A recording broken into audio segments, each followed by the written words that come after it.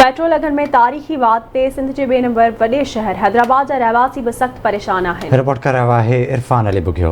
Petrol के अघनि में तारीख़ी वाध ते सॼे मुल्क वांगुरु हैदराबाद जा शहरी भी सख्त परेशान ऐं घबरायल आहिनि। हमारे प्राइम मिनिस्टर ने तो बोल दिया कि घबराना नहीं है, समझे। तो घबराहट तो आप लोगों ने दे दी है भाई। जब ऑटोमेटिकली जाहिर सी बात है कि पेट्रोल के ऊपर कीमत बढ़ती है तो सारी चीज़ों के ऊपर कीमत बढ़ जाती है।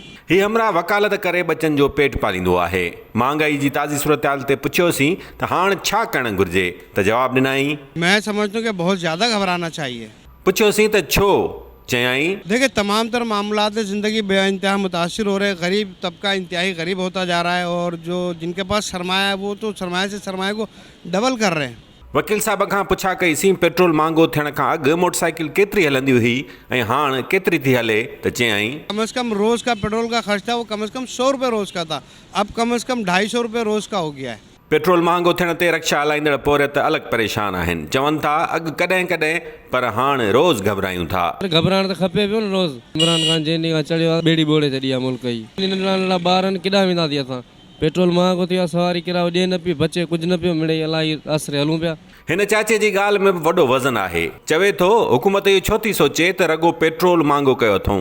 पुछियोसीं त पोइ साईं पेट्रोल महांगो थियण खां पोइ छा थियो, चयाई, हर दुकानदार हर शइ ते 10 रुपया वधाए छॾिया आहिनि, हर आइटम ते 10 रुपया वधाए छॾिया आहिनि। पोइ चाचा साईं हुकूमत भला कीअं ख़ुशि थींदी? बसि उहो क़बर में वञिबो न, पोइ आख़िरी इमरान ख़ान मोकिले क़बर में सभिनी खे, पोइ पाण ख़ुशि थींदो। हिकु मोटरसाइकिल सवार जो चवणु हो त महांगाई सबबु हाणे ॿिनि वेलनि जी मानी मिलण बि मुश्किल बणिजी वई आहे।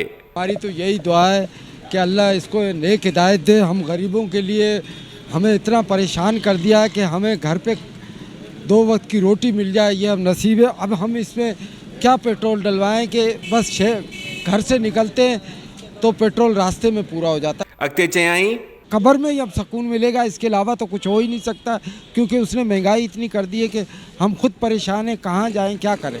ही चाचो भी पेट्रोल महांगो थियण सबबु ॾाढो परेशान नज़र पिया आयो। पुछियोसीं साईं हाणे आवाम छा थो करे सघे, चयाई, असीं त न मरी सघूं था न जी सघूं था।